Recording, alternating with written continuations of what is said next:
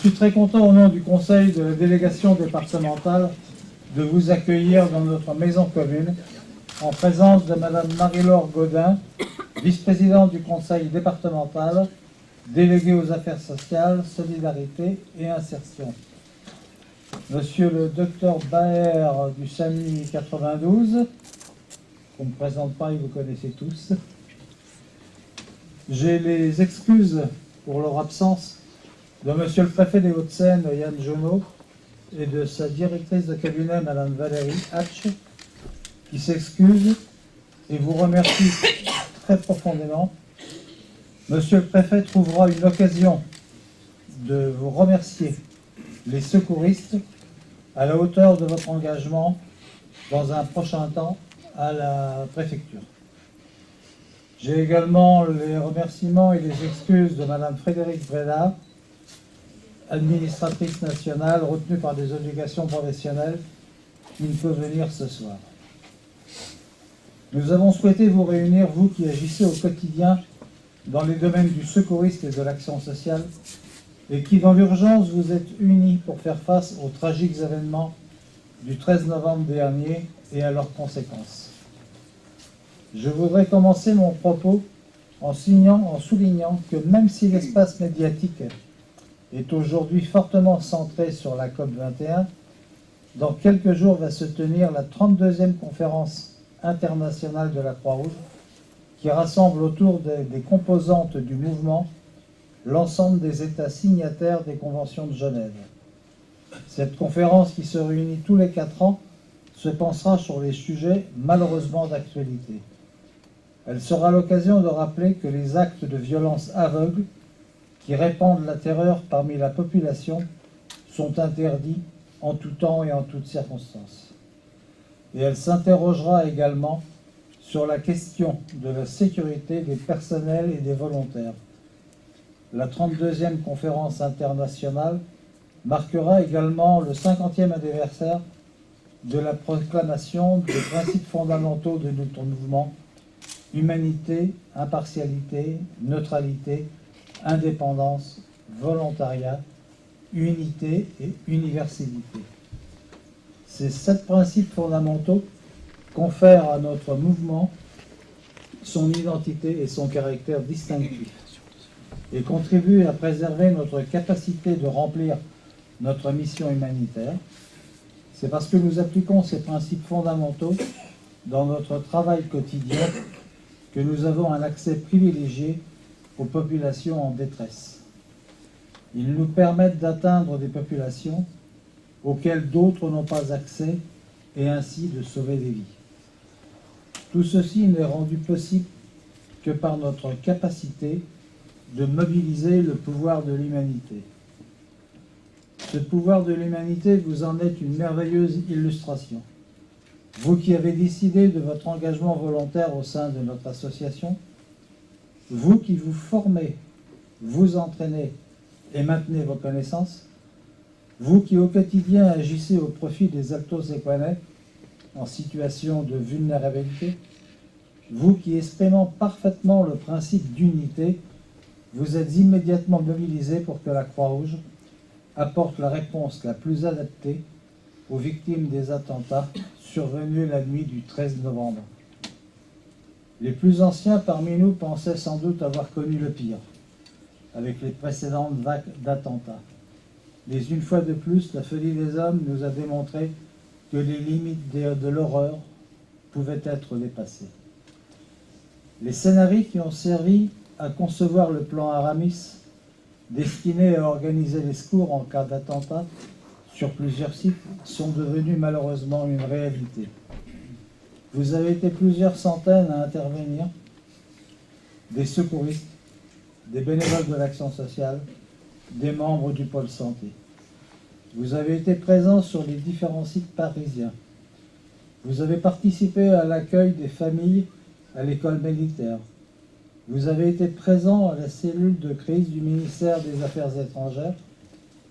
Vous avez également pris le relais de vos collègues parisiens sur différents dispositifs et accueilli ici à Boulogne les renforts des départements limitrophes, puisque notre maison commune est l'un des points de rassemblement des moyens prévus dans le plan Aramis.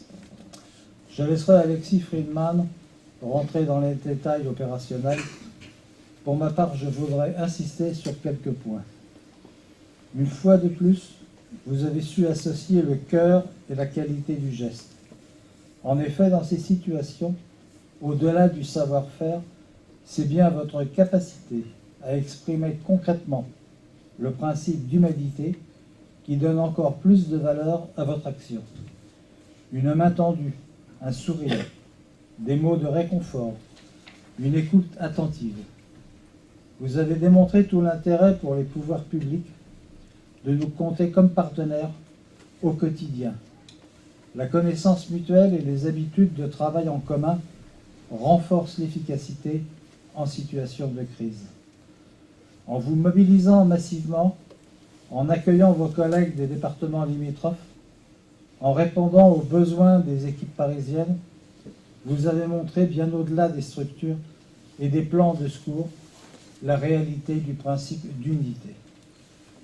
Alors bien sûr, comme après toute opération, et au vu des risques qui restent à un niveau extrêmement élevé, nous devrons tirer les enseignements de cette opération pour améliorer encore notre dispositif, être encore plus efficace pour mieux servir les victimes et remplir notre rôle statutaire, si particulier d'auxiliaire des pouvoirs publics. Chers amis, je voudrais au nom du Conseil de la délégation départementale vous dire merci et bravo. Enfin, pour conclure, je livre à votre réflexion une pensée d'Albert Schweitzer.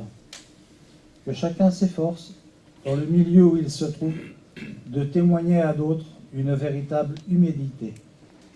C'est de cela que dépend l'avenir du monde. Merci.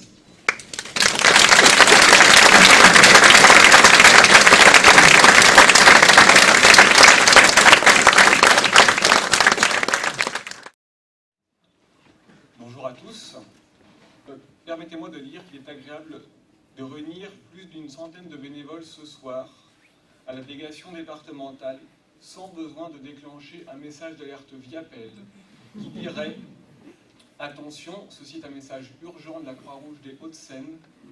Merci de bien vouloir venir ici. » En parlant de message, quand j'ai lu toutes les lettres de remerciement adressées à la Croix-Rouge, je me rends compte du travail exceptionnel que vous avez accompli. J'ai bien dit vous, car c'est vous, les bénévoles, issus de toutes les activités, qui êtes la force vive de notre association. Et c'est bien vous que l'on remercie ce soir.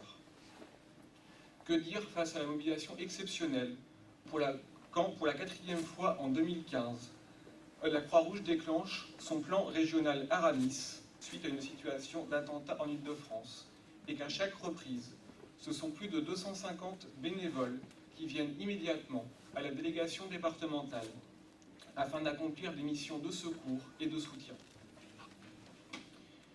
J'avais dit que je ne parlerai pas de chiffres ce soir, mais il est impossible pour moi de passer outre les 16 véhicules de premiers secours qui ont été envoyés au Bataclan, avec des cadres départementaux, des 6 bénévoles engagés toute la nuit au ministère des Affaires étrangères, ainsi que de tous les bénévoles qui étaient regroupés ici, avec plus de 19 véhicules de secours à personnes en cas d'autres événements en Île-de-France.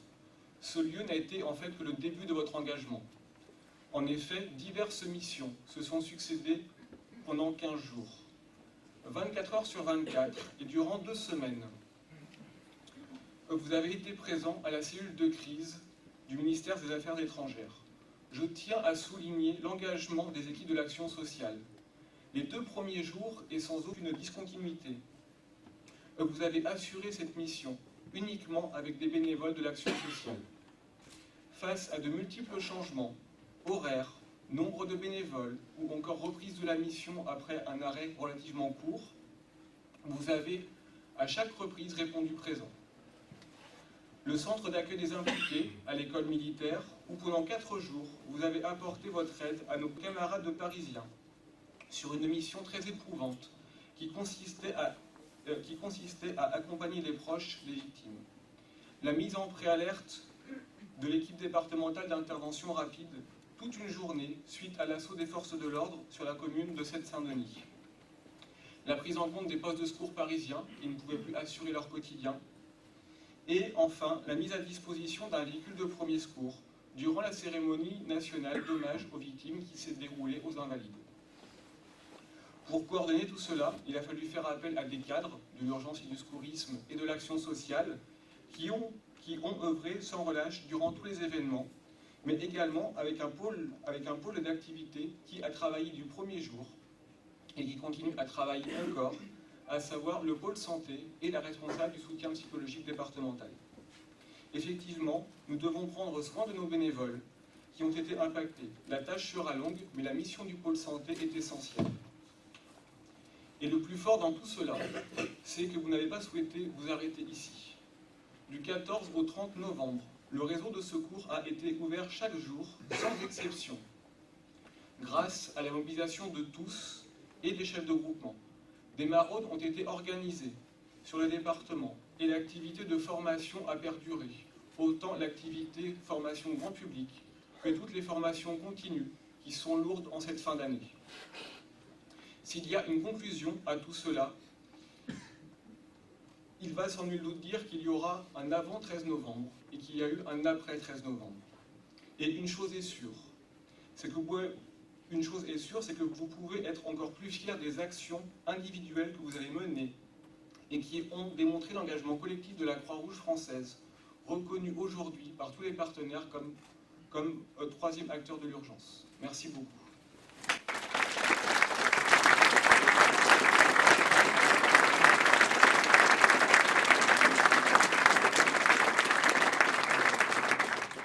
Bonsoir à tous. Au nom de Patrick Devedjian, président du conseil départemental des Hauts-de-Seine, qui aurait aimé être parmi vous ce soir, mais bon, il a un agenda un petit peu chargé, comme vous pouvez vous en douter, il m'a demandé de le représenter, ce que je fais vraiment très très volontiers, parce que, vous savez, c'est impressionnant pour moi de me retrouver ce soir devant tous ces uniformes orange.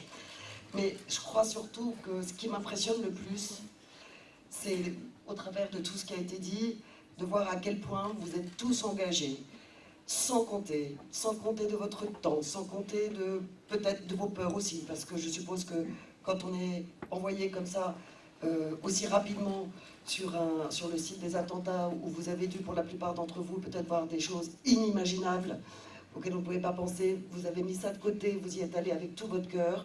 Je pense que nous, les simples citoyens, on ne sait pas ce que ça peut représenter. Je pense à vos familles aussi, qui ont dû avoir peur pour vous. Je pense à tout votre courage. Vous continuez, comme ça a été dit tout à l'heure, 4 fois en 2015, vous avez été mis sur le... Comment je pourrais dire ça, vraiment mis sur la sellette, parce que il y a des attentats épouvantables et qu'il y a, comme vous l'avez dit, une folie humaine incroyable. J'espère vraiment que ça ne se reproduira pas, mais voilà, on ne sait jamais ce qui peut se passer. Vraiment, je voulais vous remercier du fond du cœur, parce que pendant ce temps-là, vos vies professionnelles continuent, et vos autres engagements, comme vous l'avez souligné, sont toujours là, et vous êtes là, tout le temps, tous les jours. Vous devez être absolument épuisés. J'espère sincèrement que vous allez pouvoir avoir un petit moment de répit, et que vous allez pouvoir vous reposer un petit peu et profiter des fêtes de fin d'année sereinement, dans vos foyers, dans vos familles. Alors vraiment, très très chaleureusement, au nom de tout le conseil départemental, merci du fond du cœur pour votre action. On sait qu'on peut toujours compter sur vous. Et si vous me le permettez, je prends aussi ma casquette de maire adjoint de la ville de Boulogne-Billancourt. Donc je suis là vraiment en voisine aussi, et ça me fait encore plus plaisir.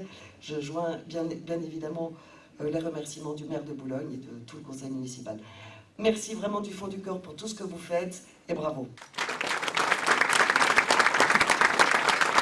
Mesdames et messieurs, alors c'est pas facile de parler après tout ce qui a été dit.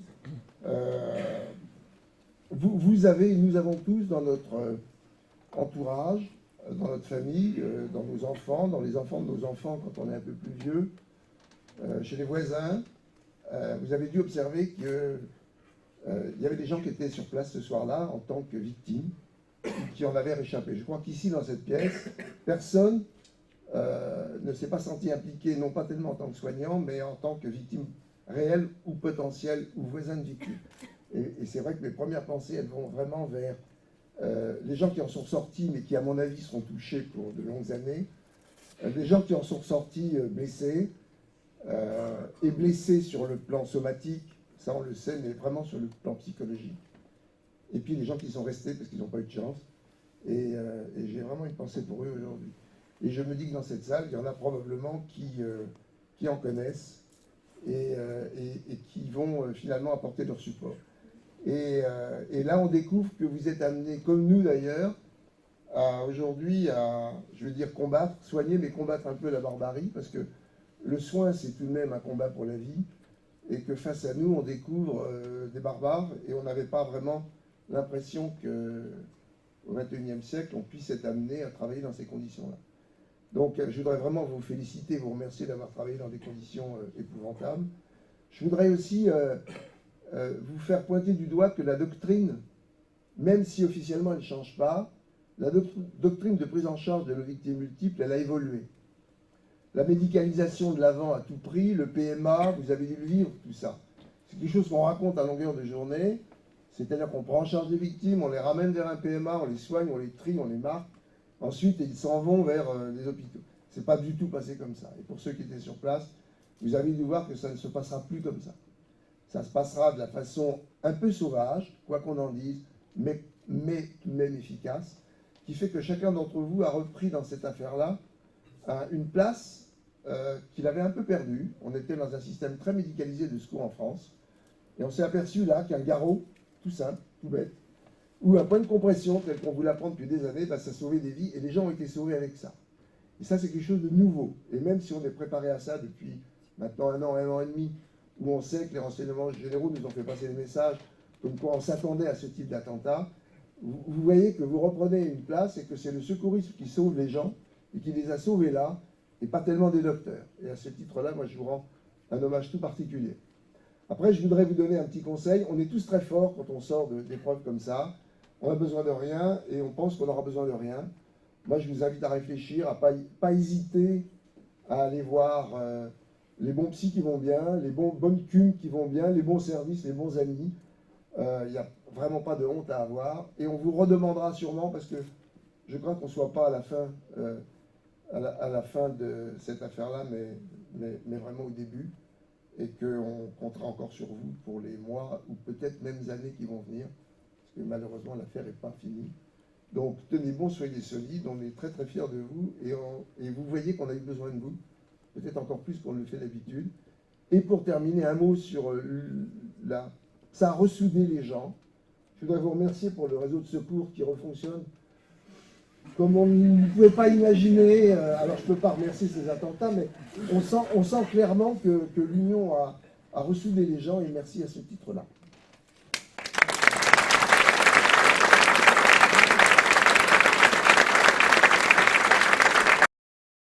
Voilà, génial. Si on n'a pas une